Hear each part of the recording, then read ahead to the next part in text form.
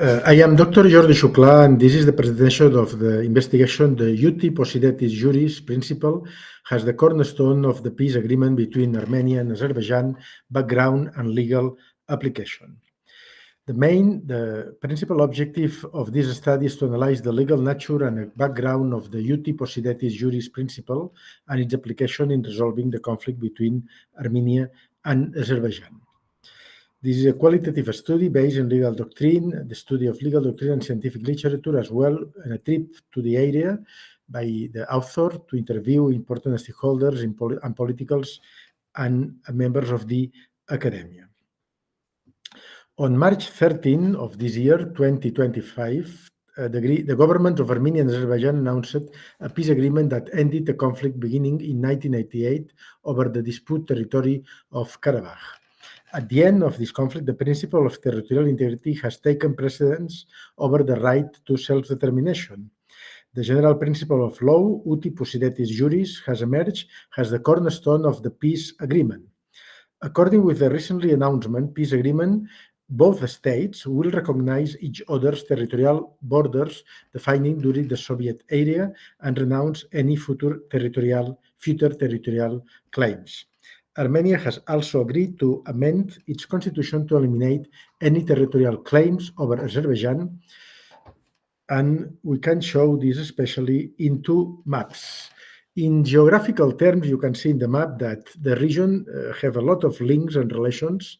In geographical terms, this is the region, but in this geographical region, we have big conflicts in the history and different religions and different battles for the regions. In Georgia for the South Ossetia and Abkhazia, and between Azerbaijan and Armenia for Karabakh land, with mainly Armenians by ethnicity, but part of Azerbaijan by borders during different periods of the history.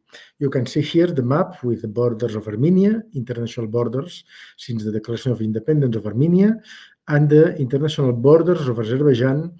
And with the dark green, you can see the so-called Azerbaijan, so-called from Armenian point of view during almost 4 decades, territory of Artsakh, independent territory of Artsakh, and with the other green, the surrounding territories occupied by Armenian forces since the First War of Azerbaijan between 1988 and 1994.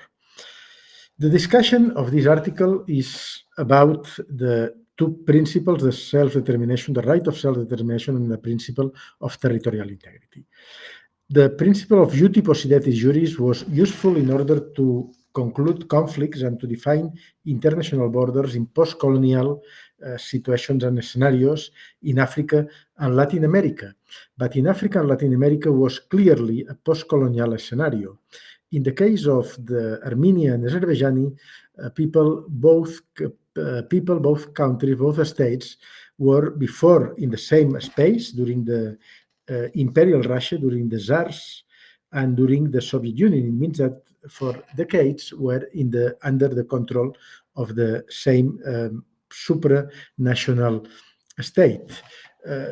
Due to the collapse of the Soviet Union in 1989, 1990, and the accession to independence of Armenia and Azerbaijan in 1991, they kept the borders during the Soviet times and was recognized by United Nations and mainly by the international community. Nevertheless, Armenian, who started the occupation of Azerbaijan during the Soviet times, tried to keep these territories after the declaration of independence. And this remains as an open conflict until this year 2025. External actors, especially Russia and Turkey, have an influential role, a pivotal role in this conflict.